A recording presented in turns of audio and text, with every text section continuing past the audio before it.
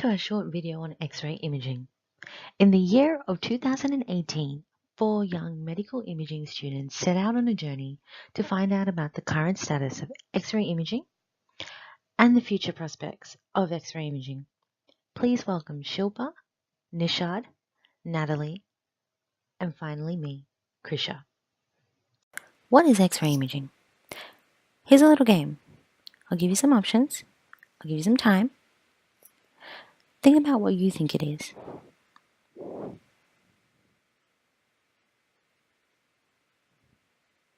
There's your answer. If that's correct, congrats. Here are 2 short videos on how X-ray imaging works. Energy electrons in the cathode tube hit a metal component, they either got slowed down and released extra energy, or kicked off electrons from the atoms they hit, which triggered a reshuffling that again released energy. In both cases, the energy was emitted in the form of X-rays. When X-rays travel through the body, they can interact with many atoms along the path. What is recorded on the film reflects the sum of all those interactions. In a far, far away galaxy, this smart German physicist by the name of Wilhelm C. Roentgen was the brains behind the discovery of X-rays in the year of 1895. The image to your left is the image of Wilhelm C. R. He managed to accidentally stumble across the X-ray while working on cathode rays. His earliest form of an X-ray image is the photographic plate of his wife's hand with a ring. So the image to your right is of Anna Bertha Ludwig, which is Roentgen's wife, and this is the first X-ray of her hand with a ring. Since then, the X-ray had greatly developed and advanced into a more powerful machine. Welcome to the 19th century. A few years on, we have reached the 19th century, where X-ray machines had become a new and modern piece of invention, or what was considered new and modern at the time.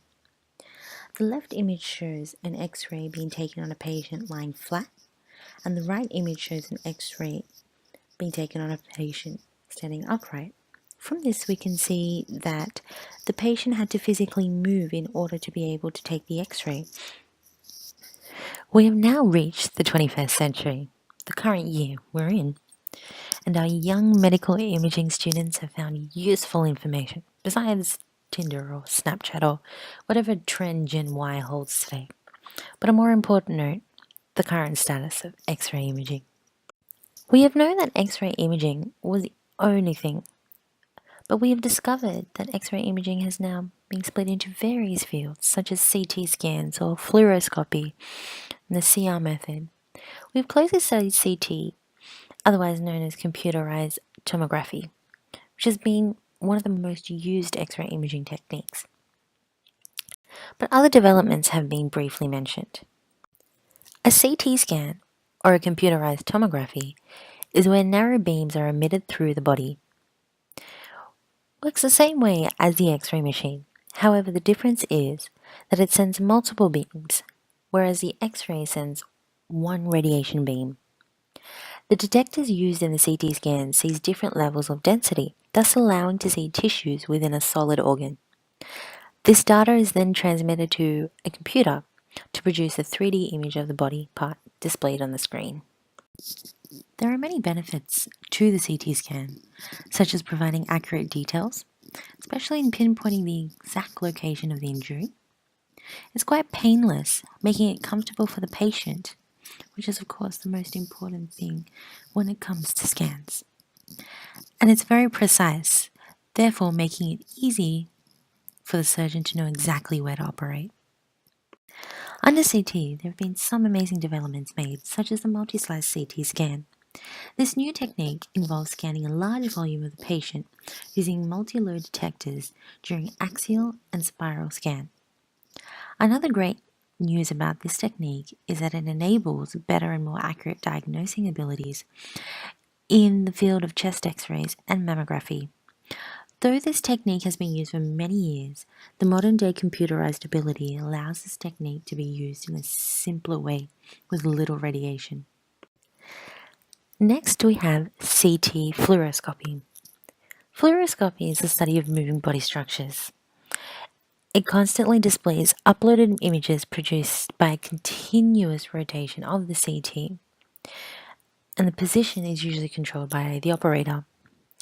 This is normally performed at the same kV, but less MA than the conventional TC scanning. The approximate value would be 80 kV and 30 MA. Here we have an image of a contrast-enhanced computed tomography with CT fluoroscopy in percutaneous liver tumor microwave ablation, otherwise known as MWA.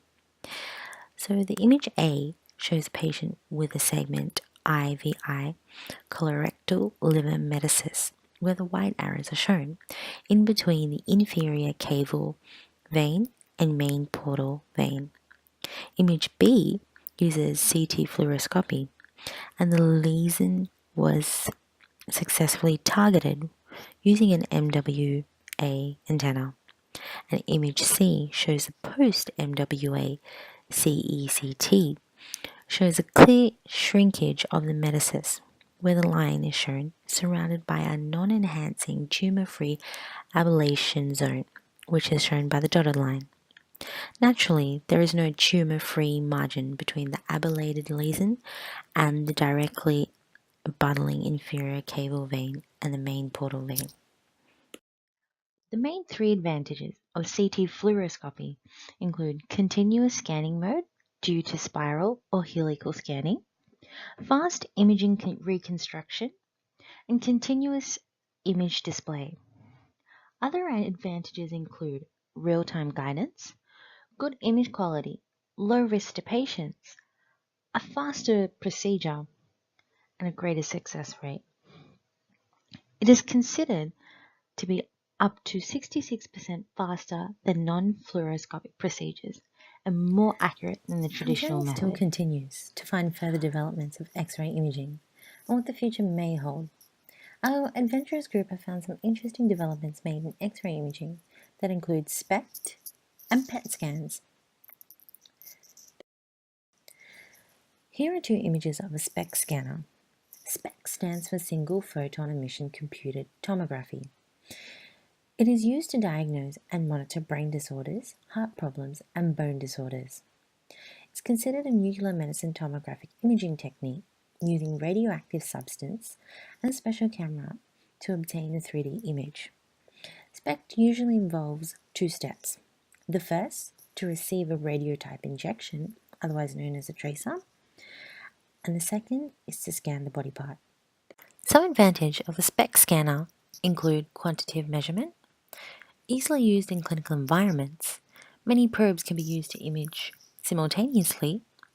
The radio tracers allow for many applications since it's biologically fit. It is inexpensive, widely used, and most importantly, extensively validated and good sensitivity. The PET scanner, otherwise known as positron emission tomography, is a nuclear medicine imaging test using small amounts of liquid radioactive material which is injected into the body for the diagnosis of cancers, tumors, heart or brain disease.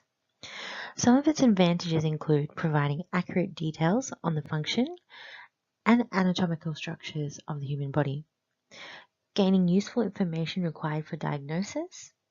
It's not very expensive and is considered to be quite accurate. Though SPECT seems to be a more recent development, further development includes lowering X-ray dosage, means more images, less risk in diagnosis, and X-ray detectors producing full color rather than grayscale or some of it gray and some of it white, and better detail and resolution. Also, we'd like to have less contrast medium required, where most scans require it, and most importantly, producing a 3D image. Our journey will always continue to find more innovative ways for the development of X-ray imaging. Thank you for watching.